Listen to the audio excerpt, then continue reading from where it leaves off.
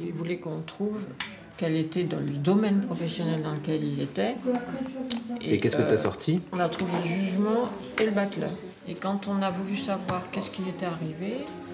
Donc ça, pourquoi? Alors ça, c'était une carte que tu as sortie pour quelle question? Qu'est-ce que tu racontes avec ça? Donc là, c'est comme si cette prise de conscience lui le tempérait. Enfin, mais il lui arrive une merde.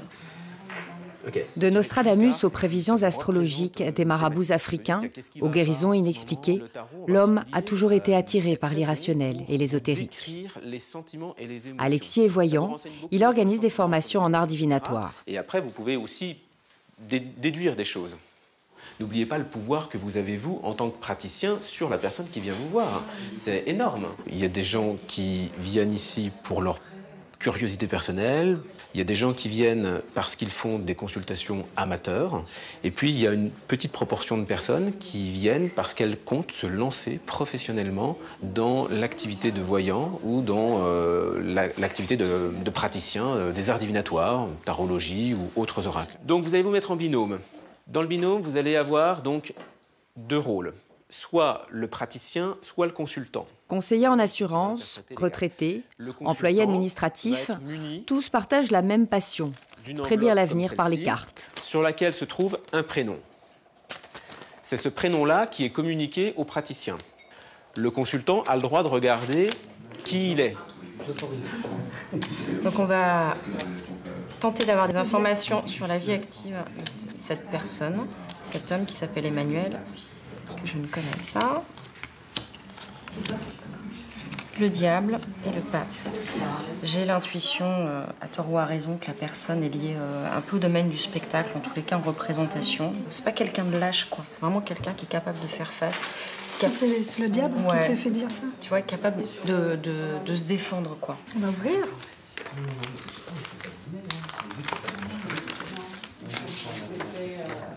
Manuel Valls, ok. Ouais. Ça correspond tout à fait.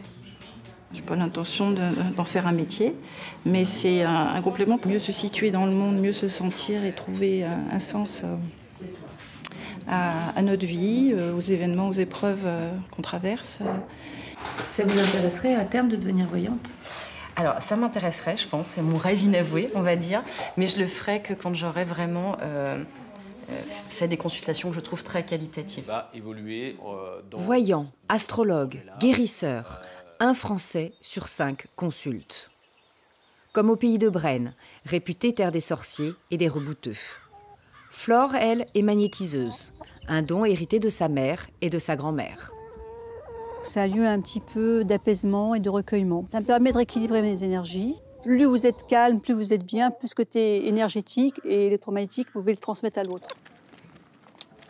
Flore a découvert ses dons à l'âge de 6 ans, en soignant une brûlure par l'imposition des mains. Après des études en parapsychologie, elle en a fait son métier, mais en aucun cas, elle ne prétend se substituer à la médecine traditionnelle.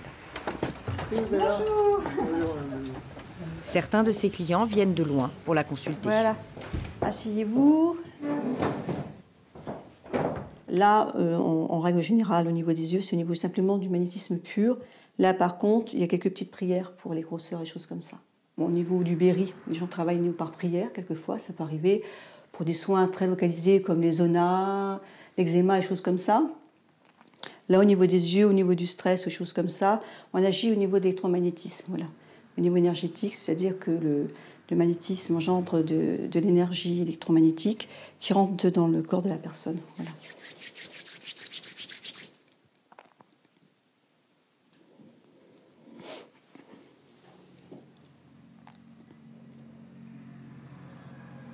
Dans le monde assez fermé des guérisseurs, la réputation se fait souvent par le bouche à oreille. Votre médecin sait que vous consultez Flore parallèlement? Vous lui en avez parlé ou pas? Non. Pourquoi? Non, je sais pas. Je pense que si je parlais de ça, il dirait c'est... Oui, mais ça dépend. Vous avez des médecins qui sont plus ouverts, d'autres qui sont moins ouverts. Oui. Voilà. Donc, par contre, si vous sentez un petit peu un enlissement dans la soirée, c'est normal, parce que j'ai soigné un petit peu au niveau d'ici aussi, au niveau énergétique. Je n'ai pas trop soigné tous les centres nerveux, parce qu'après ça... Vous ressentez quoi? On ressent de la chaleur, si vous voulez. Les différences de température quand le corps est malade ou quand il n'est pas malade. Pendant un moment, j'avais, espacé un peu les visites pour venir vous voir. Oui. Et la fatigue, vraiment, j'étais... Oui, vous étiez très fatiguée à un moment donné. Très fatiguée. Oui. Et c'est vous qui m'avez aidé quand même à remonter oui, tout à fait. Le cap. Il faut attendre un petit peu pour voir l'évolution de la boule. Oui. Voilà. Oui. Mais en principe, ça devrait s'aplatir, ça devrait changer d'aspect au niveau de la texture.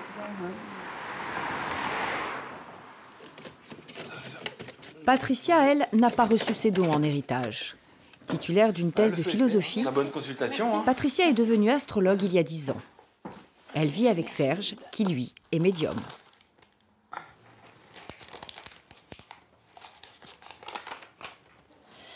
Donc, voilà, Balance, ascendant Scorpion. Concrètement, les gens qui viennent vous voir, ils viennent chercher quoi? C'est beaucoup l'amour. Là, tous les jours, j'ai des appels. Est-ce que je vais faire une rencontre? Est-ce qu'il va revenir? Est-ce qu'elle va revenir? Et les clients qui viennent vous voir, c'est quel style? J'ai de tout. J'ai des chefs d'entreprise, des personnes qui sont employées, beaucoup de femmes, moins d'hommes, mais quand même, j'ai des hommes qui viennent quand même pour leur travail, etc., leurs affaires.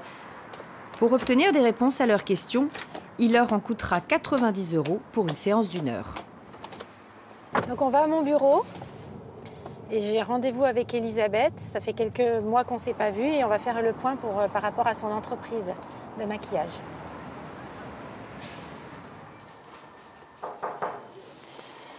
Oui? Salut, Elisabeth, ça va? Ça va? Ça fait longtemps qu'on ne s'est pas vus? Oui, justement. Elisabeth est l'une des plus anciennes clientes de Patricia. Maquilleuse de formation, elle est devenue chef d'entreprise en suivant les conseils de son astrologue. Avant de faire ce genre de choses, vous vous posez quand même des questions. Et il s'est avéré que j'avais une copine qui m'avait donné les coordonnées de Patricia, qui m'avait dit « Mais non, mais t'inquiète pas, c'est pas du tout une médium ou Madame Imrama ou quelque chose comme ça. C'est vraiment avec ton thème et vraiment elle te dira si tu peux le faire ou pas, ou si elle te voit dans les affaires ou pas. » Si elle m'avait dit « T'es pas du tout doué pour monter une affaire et que c'est surtout pas ça qu'il faut que tu fasses, reste dans ce que tu fais et c'est pas pour toi. » Et je pense que ça, on le voit dans les astres et dans le thème. Et pour moi, c'est comme si c'était fait. Là, tu dois récolter maintenant très vite. Hein. Aujourd'hui, Elisabeth consulte Patricia afin de savoir si sa nouvelle association va fonctionner. Mais elle-même, elle a Neptune qui arrive là sur l'étranger, hop, opposition à Uranus, blocage. Vous avez au niveau des planètes des choses qui coïncident bien, des trigones, etc., qui montrent que votre association, elle est fructueuse. Alors, il y a un cas de figure qui peut se présenter, mais je ne crois pas, attention, je ne veux pas te faire peur, que ton associé ait une nouvelle proposition et qu'elle te lâche. J'espère que ce n'est pas ça. Je ne sais pas, c'est bizarre. Tu vois, je vois une cassure, je n'en démords pas. Tu vois une cassure pour quand, alors? À peu près les entours de l'été prochain. Entre l'été et la rentrée de septembre. 2015. Ouais. L'été 2015. Retiens, tu verras bien ce qui se passe. Hein. En ce qui concerne la voyance, la boule de cristal, Madame Irma, ça, j'y crois pas du tout.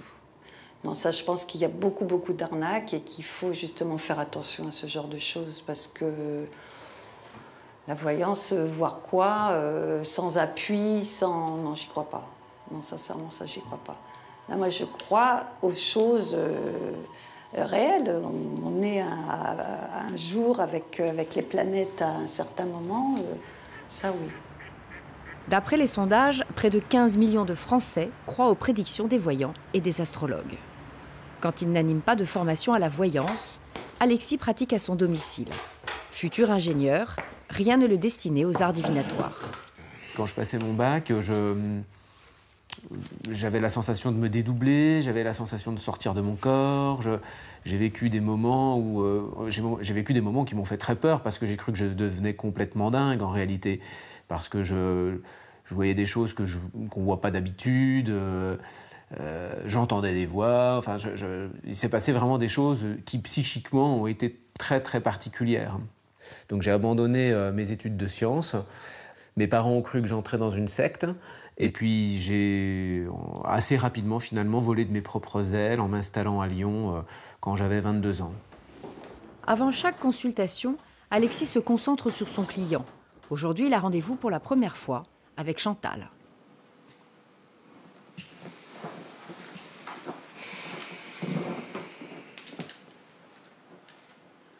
Apparemment, je vais avoir affaire à quelqu'un qui est assez dynamique, qui est assez, j'irais, entreprenant. J'ai l'idée de quelqu'un qui se relance, qui se relance peut-être au niveau de la vie active.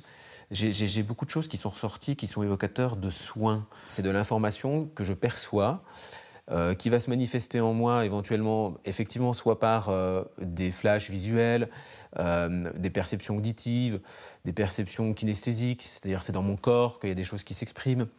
Et à chaque question que je me pose, eh bien, je perçois quelque chose. Oui ? Oui, 2e étage. Hein ? Bonjour, allez-y, rentrez. Allez-y. Bonjour. L'idée pour moi, c'est de vous dire un petit peu donc, tout ce que je sens sur vous pour commencer. Je vais prendre juste 4 nombres de 1 à 100. 4 nombres de 1 à 100 voilà, que je choisis comme ça. Voilà, vous me donnez ce qui vous passe par la tête et sans réfléchir. Bah, le 30, le 25, le 56 et 75. Je me suis demandé en fait s'il y avait eu des problématiques liées aux soins ou liées à la santé ou des problématiques un peu comme ça qui pouvaient peut-être ressortir au niveau de votre parcours, au niveau de votre passé. Oui, moi je suis phytothérapeute, donc je vendais des plantes et oui, d'accord, je conseillais les gens pour leur santé avec les plantes. Est-ce que vous voulez me poser une question, Chantal ? Est-ce que je peux travailler avec des jeunes, c'est-à-dire aujourd'hui donc aider des jeunes à démarrer leur vie professionnelle en utilisant mon lieu le temps où ils en ont besoin. Oui. Après avoir arrêté de travailler, Chantal envisage de reprendre une activité. Vous pourriez avoir une sorte de difficulté à fixer les gens dans cet endroit. Il y a des choses qui ont été dites et qui n'étaient pas encore conscientes pour moi. Donc ça me rend service, en effet. Ça, je vais y réfléchir, oui. Pour moi, l'astrologie et la voyance peuvent être complémentaires. Moi, je trouve que l'éclairage astrologique est un peu fondamental quand on connaît bien son heure de naissance, au même titre que de savoir qui sont ses parents, etc. Voilà, qui sont ses tantes, ses grands-mères, etc. On est construit avec ça. Et puis la voyance va nous révéler, pour nous faire gagner du temps, certaines choses qu'on aurait pu laisser de côté malgré l'astrologie, quoi. C'est ça. En tout cas, merci beaucoup. Je vous en prie, Chantal. Bonne continuation. Super, merci. de vous avoir rencontré. Je vous en prie. Au revoir. Allez, au revoir. Dans le Berry, Flore reçoit elle aussi à son domicile, mais uniquement les habitués. La séance d'une quinzaine de minutes coûte 25 €. Depuis 20 ans, Brigitte vient pour des problèmes de peau, des douleurs rénales et du stress.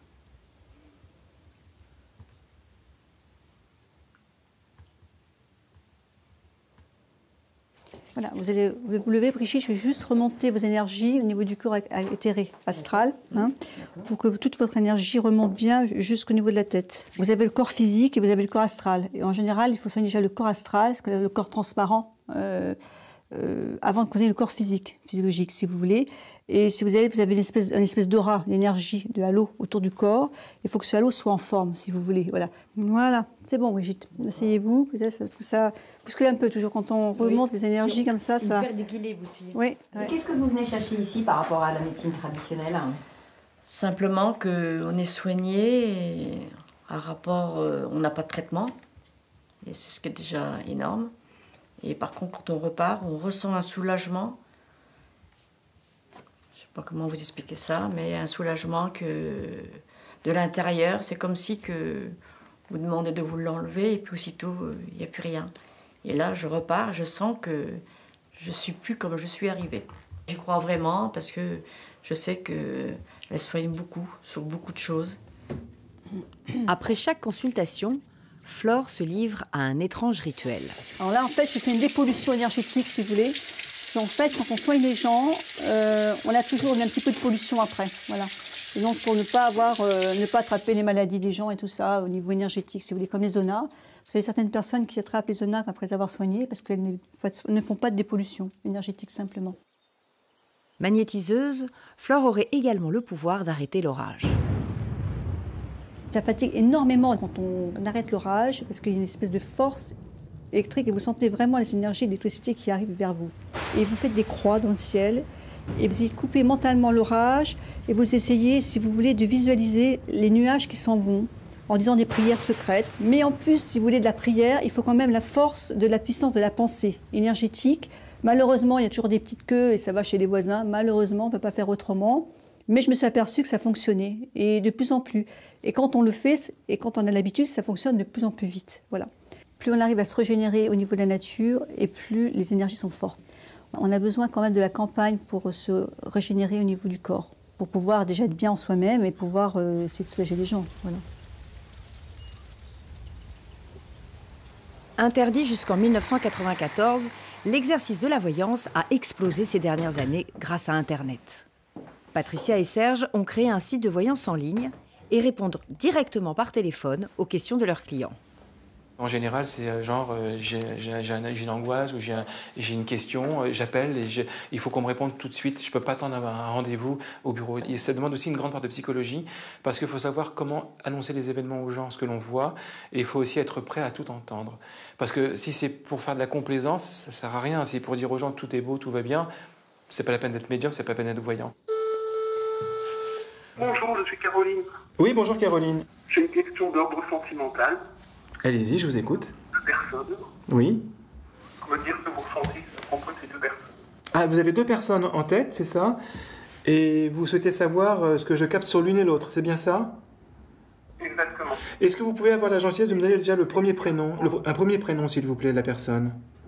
Jean-Claude. Là, pour l'instant, je vous le dis en toute franchise, c'est mal parti. Directement, ce qui en ressort dans mes tarots, il y a eu un passage à vide, effectivement.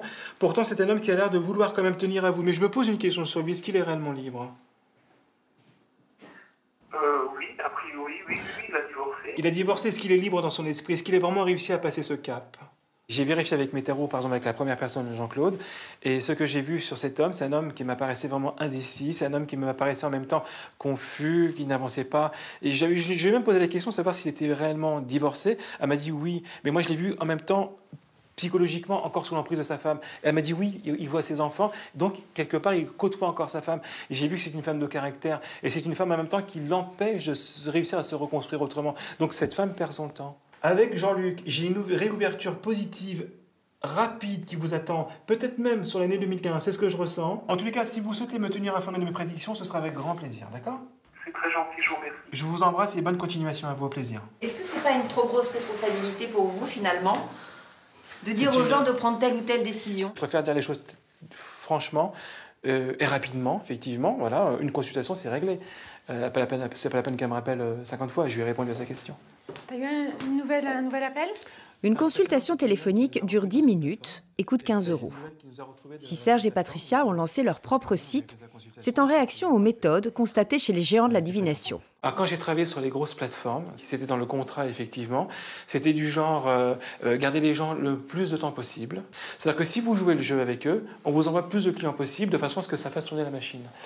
Et donc automatiquement, vous devenez complice effectivement de leur façon de faire. Il faut vraiment avoir, comment dirais-je, la conscience tranquille pour faire ce genre de travail. Parce que moi, je vous dis, j'ai été vraiment choqué personnellement quand vous avez des gens en message privé qui vous disent j'ai pas de quoi manger, j'ai plus de quoi manger, tout mon argent est parti tout mon salaire est parti dans la voyance. Quand on vous dit j'ai plus de quoi payer mon loyer, quand on vous dit je sais plus comment faire, etc. Je suis en détresse, mais c'est impressionnant. Dopés par Internet, les SMS surtaxés et autres audiotels, le nombre de consultations a explosé. Aujourd'hui, n'importe qui peut s'improviser voyant ou astrologue. Notre équipe de voyants vous répond en toute sincérité 7 jours sur 7. Pour aider les internautes à s'y retrouver, Stanislas a créé un guide qui propose les résultats de tests réalisés par son équipe. La sélection se fait pendant 1 an. On reçoit de nombreux messages sur le site d'internautes, de personnes qui ont consulté tel ou tel voyant. On se méfie aussi, parce qu'il y a des voyants aussi qui font de l'autopromotion.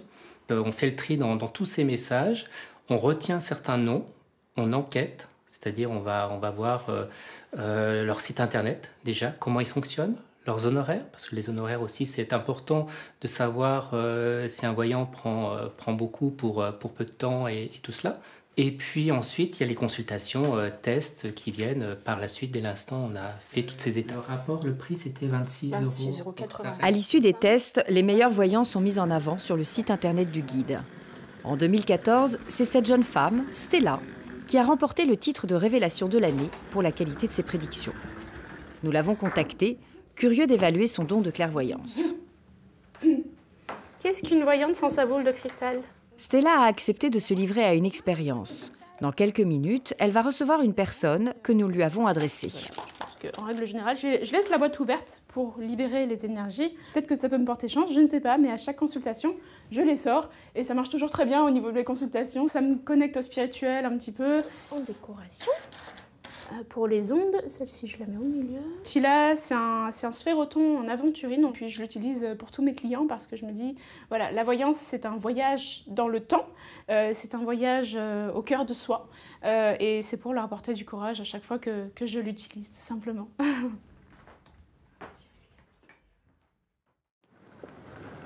Isabelle consulte une voyante pour la première fois. À notre demande, elle va tester les dons de Stella, révélation 2014 d'un guide sur la voyance. Est-ce que vous allez? Très bien. Ça va, pas de soucis pour venir? Pas du tout. Ça va, pas trop stressé? Pas tendu? Isabelle a un litige sur un bien immobilier dont elle aimerait connaître l'issue. On va pouvoir commencer. Je vais vous parler de votre passé et de votre présent. Je vais me laisser aller, vous aurez l'impression que je vais dormir. Pas du tout, je vais me déconnecter. Alors, vous vous intéressez à beaucoup de choses.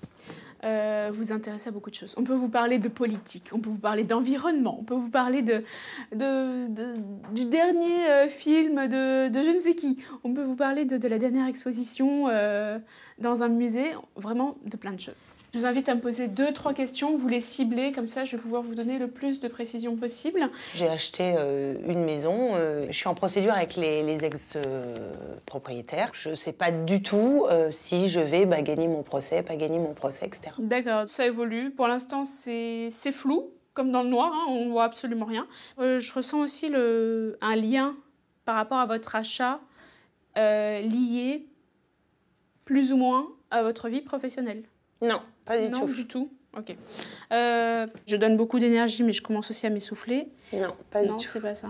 Ça vous parle pas? Non, pas du tout. D'accord. Pour le moment, vous n'habitez pas dedans? Si. Si. C'est une amazonite qui déclenche des flashs et qui sont un peu plus précis.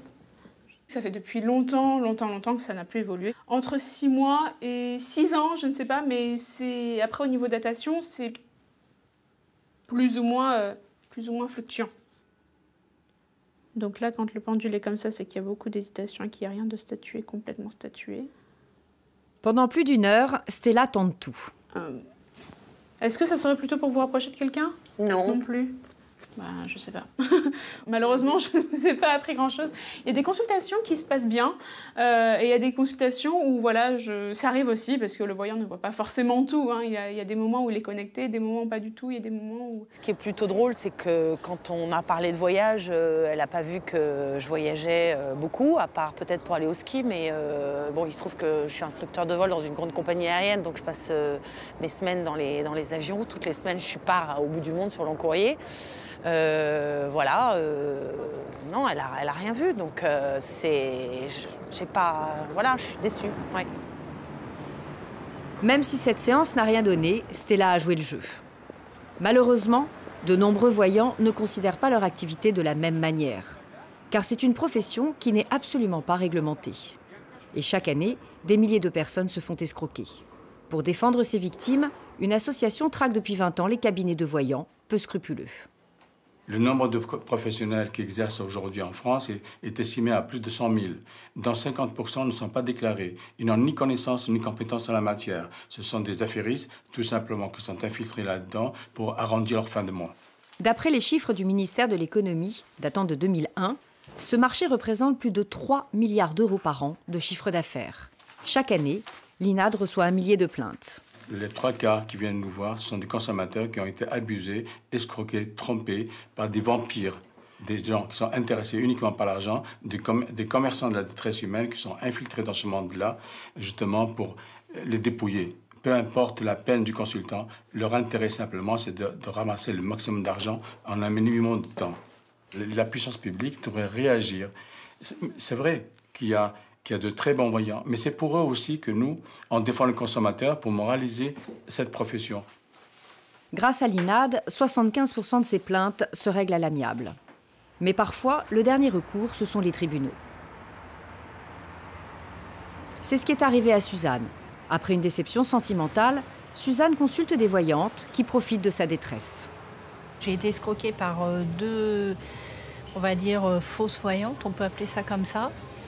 Et elles m'ont extorqué à environ 20 000 €. Aujourd'hui, après des années de procédure, les 2 voyantes doivent être jugées en correctionnel au tribunal de grande instance de Nanterre. De toute façon, je pense que la présidente vous demandera sûrement de vous rapprocher de la barre et puis d'expliquer un petit peu ce qui s'est passé. Oui. Donc il ne faudra pas hésiter à dire que là, vous étiez désespérée. Ça a commencé en 2003. J'étais pendant 2 ans avec une personne, donc j'étais attachée. J'ai pensé faire ma vie avec cette personne et du jour au lendemain, elle a disparu. J'avais de l'angoisse, des doutes, j'étais pas bien. Et j'ai consulté donc dans mon quartier où j'habitais. Et donc elle me tire les cartes et elle me dit c'est catastrophique, il revient pas, il faut faire quelque chose, il faut faire on appelle ça de la magie. Et elle m'a dit voilà, si je fais rien, il reviendra jamais, c'est l'homme de ma vie. C'était des appels téléphoniques quasi tous les jours, j'ai été droguée à ça, c'était une addiction. Quand vous faites ce genre de choses, c'est comme la drogue, la prostitution, on va pas se vanter. Le plus fou que j'ai fait, c'est quand même emmailloter un gros cœur de bœuf qu'elle m'a fait acheter, avec du tissu noir et des épingles, qu'on jette dans une tombe à ciel ouvert quand même. C'est vraiment... c'est dingue. Enfin, quand on sort de ça, on se dit mais c'est fou, c'est pas possible. Comment on a pu faire ça? Mais on est tellement enrôlé là-dedans, on est, je pourrais dire, sous un effet hypnotique, carrément, c'est ça. On vous dit de faire n'importe quoi et vous le faites.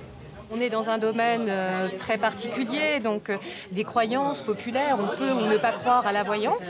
On l'a persuadée qu'elle risquait un grand danger, on l'a menacée de mort, on lui a tout promis. Elle était dans une situation psychologique, un état de faiblesse qui fait que... Finalement, au bout de 6 mois, Suzanne craque. On réalise qu'on est au fond du trou et qu'on se rend compte vraiment qu'on s'est fait arnaquer quand on commence à avoir plus d'argent. J'ai vendu mon appartement pour justement payer. Elle a tout perdu. Il faut quand même savoir que c'était une personne qui était bien intégrée dans la société, qui avait son appartement, qui était agent immobilier, voilà, qui avait des amis. Bon, évidemment, elle a subi un accident de la vie. Certains ont eu plus de mal à les surmonter que d'autres. Donc voilà, je vais plaider là-dessus. Voilà. Sur le sordide, sur le fait qu'effectivement vous étiez dans un état émotionnel, une très grande faiblesse, vous n'avez qu'une quête, c'était retrouver le grand amour de votre vie. De l'autre côté, on va simplement vous dire que vous étiez naïve, très crédule, que vous étiez consentante, que vous n'aviez pas de pathologie mentale qui vous aurait empêché de venir, que ça a duré quand même assez longtemps, voilà, et que vous avez, entre parenthèses, payé pour des prestations qui sont, voilà. Ça va aller, vous êtes... Oui, ça va aller, je pense que oui. Ce que j'attends du procès d'aujourd'hui, déjà que je sois reconnue en tant que victime d'escroquerie, aussi que ces personnes ne puissent plus exercer leur escroquerie et que d'autres victimes ouvrent les yeux. Bonjour confrère. L'INAD, qui suit l'affaire depuis 10 ans, s'est portée partie civile. Vous allez bien? Oui. Ça va mieux? Ça va? Oui, un peu. Les 2 voyantes, elles, sont déjà dans la salle d'audience avec leurs avocats. 3 heures plus tard, la séance est suspendue, le temps des délibérations. Je crois que, franchement, là, j'ai qu'une envie, c'est de rentrer chez moi. Je pensais pas que ça allait être aussi dur que ça, et en fait, en gros, tout est de ma faute, quoi. Et si j'avais su, j'aurais jamais fait toutes ces procédures. C'est très dur pour elle parce que c'est quand même l'aboutissement d'une longue procédure. Elle est sous le choc. Elle est pour la première fois de sa vie dans un tribunal. Donc voilà. Quand je vais retourner dans la salle, c'est bizarre le sentiment que j'ai. On va me dire, c'est vous qu'on vous condamne. C'est très dur, hein, c'est très dur. Hein. C'est franchement, là... En quelques minutes, le jugement est rendu. Suzanne est déboutée de sa plainte et les 2 voyantes relaxées. Elles sortent libres, voilà, malgré la bonne volonté de toutes les parties intervenantes, malgré une longue instruction, avec la volonté d'un juge d'instruction qui les a renvoyées en correctionnel, qui les avait placées sous contrôle judiciaire. Voilà. Je crois que les magistrats sont perdus et qu'on est sur de l'abstrait et c'est une activité qui est autorisée. Donc à partir du moment où elle n'est pas interdite, en gros, Madame Vig, elle fait ce qu'elle veut. Si elle a envie de payer 25 000 € pour des bouts de viande dans des torchons, elle les paye. C'est son problème. C'est ça qu'elle dit, la magistrate. Et ça, c'est vrai que c'est difficilement concevable. En gros, on m'a fait comprendre, t'as fait une connerie, maintenant t'assumes. En gros, c'est ça. Donc en fait, toutes les victimes de marabouts, de voyants escrocs, en gros, tant pis pour eux, quoi. Il faut aller réfléchir, faut réfléchir avant. Au lendemain du procès, Suzanne a finalement signé un accord avec l'une des voyantes qui s'engage à lui rembourser 10 000 € si elle ne fait pas appel. L'INAD continue son combat. Ces 3 dernières années, le montant des arnaques dénoncées par des consommateurs abusés dépasse les 3 millions d'euros. Mais la plupart des victimes n'osent pas porter plainte.